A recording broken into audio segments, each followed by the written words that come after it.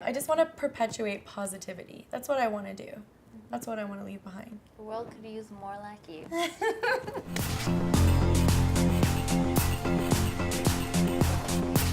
So you're from Ottawa? Oh, yes. When did you come to Toronto? Oh, that's a long story. I was 25 years old. Right. And I was working for the Canadian government, paying into a pension, had a permanent position. I'd been there for about 2.5 years. And I woke up one day and felt like I was staring down the barrel of a gun. And something comes to you. Right. You hear a whisper. You hear something. Something happens. And for me, it was saying, everybody works really hard their whole life. Right. So that they can retire. And when they retire, that's when they live. Well, I don't know what kind of life I'm going to live, and I don't know how old I'm going to live until I'm, or how old I'm going to live. Right. Why wait? Yeah, why not do it now while I'm young and I can, than waiting until I'm done my awful job that was so mind-numbing to travel the world. So I bought a ticket to England with my best friend. We applied for our ancestry visas and moved over there. I quit my permanent job and I met somebody within the first couple months of me being there, and I did not expect that and did not want that, because when you go into a temporary situation, you don't think. But you also, I don't think you don't go into life thinking I don't want to fall in love. Sometimes I do. I guess. You say that. Then you do. Guess what? Yeah, you will. Yeah, that's true. Close your heart up and somebody's like, hey, what's up? yo. Yeah, always. And he was from New Zealand. Okay. So we spent a little bit of time traveling together. I did the best trip of my life when I was over there, 3 months in a van, traveling around Europe, like camping on mountains, pooping in streams. It was just like the best. You do what you gotta do when you gotta go. It was good. I knew that I wanted to be with him, and so when he said, my visa's up for the UK, do you want to come back to New Zealand? I was like, perfect, let's do this. So I moved over there, and we traveled around. We did a lot of music, because I'm a musician as well, so played a lot of music over there, and it was fun. I came back to Canada after my year visa was up over there to renew it. I came home, and I was like, I don't want to, not that I didn't want to go back. Right. But I missed my family. Because you've been gone for what, 4 I've years? been gone for about, 4.5 years. I missed my family, and I didn't want to be so far from them, and I love Canada, even though New Zealand is amazing. Right. So it was back and forth months of what should we do, and eventually we decided to part ways, and it was Toronto that I came back to when I came back to Canada. So that's why I'm not in Ottawa anymore. Musician. Yeah. Holistic nutritionist. Yeah. Writer, contributor, collaborator. Yeah. How does that all fit together? I think I've managed to make a life of randomness and make it work, because I don't ever want to be defined as just one thing. So you find all the passionate things about yourself and who you are and what you love, and then you just, like puzzle pieces, you make them fit. I don't think anybody is defined as just one thing. We all have our layers, we all have our interests, we all have the jobs that give us our income, our rent, pay our bills, or whatever it is, and then we have our passions that drive us, and that the stuff that makes our souls dance and drive. And then, our activities and just the fun things that we do with friends and family, and so no one is that one-dimensional. We all have different, multifaceted. We're all like ogres. But it'd be nice if you could make a living out of those things that are passionate. You can. You're passionate about, right? So. You will, and you can. Yeah. Which brings you to being a nutritionist. How did that happen? Why nutrition?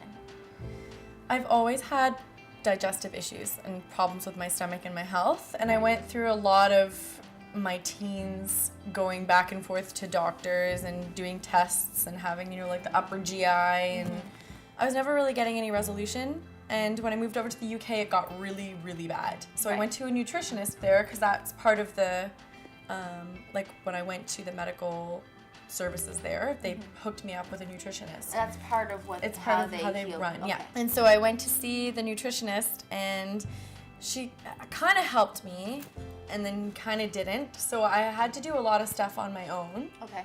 So I started learning a lot more about nutrition. When I moved over to New Zealand, I was able to, I was given a lot more tools there. And I had a group of friends, one of them was a naturopath, one was a nutritionist. And they kind of filled the gaps on what I'd been missing from my previous experience with a nutritionist. Right. And I learned how to develop recipes, and I was feeling so much better. Because you had cleaned up your diet. I cleaned up my diet, and I realized that somebody could step in and give me the tools to be able to do what I needed to do for myself. Right. So when I came back here, it's the first thing I did when I decided I was going to stay was Google nutrition schools. I found my school, which is an amazing institution. Which was? Institute of Holistic Nutrition here in Toronto.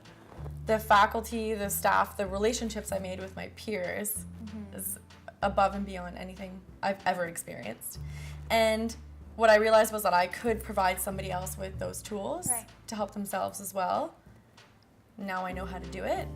And it's amazing. I can't even tell you the difference between how I felt before and how I feel now. And it's not it's not a weight thing. You don't look at somebody and you're like, oh, they're skinnier, so they're healthier, but there are some very unhealthy, skinny people. Oh, yeah. Right? I think that's where, we have to come in and change that conversation and change the stigma, change that stereotype of healthy equals skinny. Yeah. Healthy does not equal skinny. Skinny does not equal healthy. No. It's all how you feel. Yeah.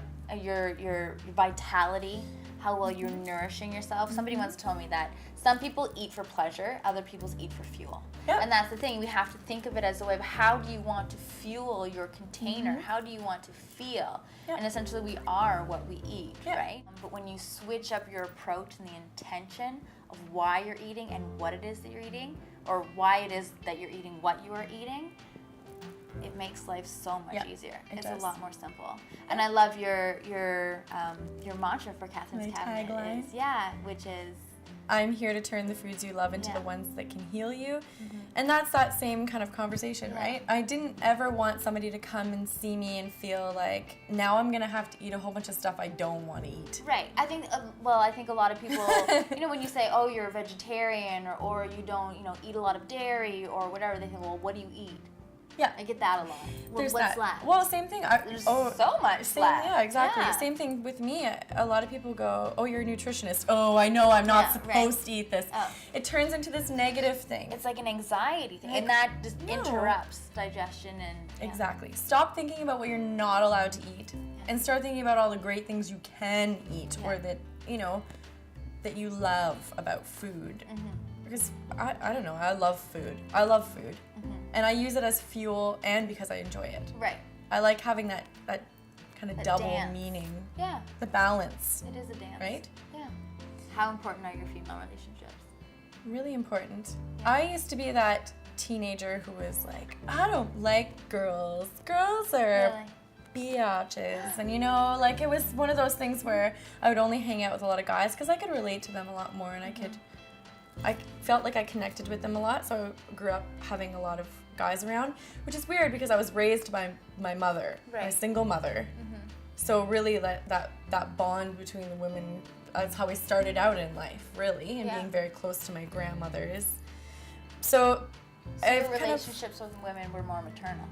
Yeah. As opposed to as peers. Yeah, exactly. Support. Yeah. Yeah. But it's developed over the years. I've started really connecting with women. I've had my best friend for 20 years. The two of us have been inseparable, but we always work kind of the same, that, we don't like girls. But some of the most important people in my life are women. It's a deeper level of connection, I think. I have a great support group, my Wellness Sisters, and I always throw you into this bunch, right? But, the people who are really supportive in the holistic health. And not judgmental, and great energy, the positive. And knowing that there's abundance for all of us. We're all in this industry in our own way. Yeah. But there's room for all of us to coexist and to cooperate. I heard one term once and I loved it, and I was like, oh, I have to borrow that. Work in co-opetition. Co-opetition? Right? Because it's good to kind of fuel off one another and to always lift each other up and think, oh, that person's doing that, so I want to lift myself up as well, but then not block another person from receiving the same success you're having, or vice versa. By being negative, reverse, or blocking the success that you'll have because you're being negative towards Exactly. There's enough room for everybody. There's enough room. I'm not in competition with anybody except for who I was yesterday. Yes. You know, like that's the best want way to be better than myself, not anybody else. And it's like a fountain, right? We all push each other up. And if we're succeeding collectively, we're just going to bring more people up with us. Exactly. Yeah. So if you're succeeding, great. That means the industry is succeeding, and then I'm succeeding. So what's creating more space for everybody. So what advice would you give your younger self? Other than the make more friends with women. Be friends with women. Just be more confident. Feel more secure about, knowing that it's going to be okay. I had a lot of anxiety, and that's a huge waste. That's a big waste of time. There's a lot of learning in it, but if you stay in that space, then life is out there. Yeah, you're worrying about nothing really. So I would just. But no, you're not worrying about nothing. You're worrying about the exact same thing that everybody else is worried about. And then the sooner we realize that we're not alone in that worry, and if we just take the pressure off ourselves and realize that no one's worrying about what you're worrying about you because they're too worried about worrying about the same thing about themselves. You know what I mean? Yeah. It's like it's a lot of perpetual worrying. You wake up in worrying. the morning and you have like a pimple. And you'd be like, oh my God, this is the worst thing. It's so big, it's so huge. You just well, no one ever noticed it because everyone was worried about their own pimples. Right? So if we can all just take a breath and realize that, life would be so much simpler. What inspires you? What inspires me? Oh, there's so many things. Like there's tangible things like music and health and food. Then there's things like there's this little kind of fire inside of me that always wants to explore and take adventures, and that inspires me a lot. Just learning something new and exploring something new that I've never done before, it gives me this like rush. I get really that inspires me. That's what kind of gets me out of bed every day is what kind of energies am I going to bring, and what am I going to do, and what am I going to learn, and who am I going to meet today? The unknown. Yeah. What mountain am I going to climb? I'm not in New Zealand metaphorically. And where's the mountains here? Yeah. What's your truth? My truth? What's the legacy you want to leave behind? What do you want people to remember about Catherine? I just want to leave good in this world. I don't like talking bad about people, and I love supporting people. I love being friendly and bringing good energy, and I just want to feel that. Yeah, I just want to perpetuate positivity. That's what I want to do. That's what I want to leave behind. The world could use more like you.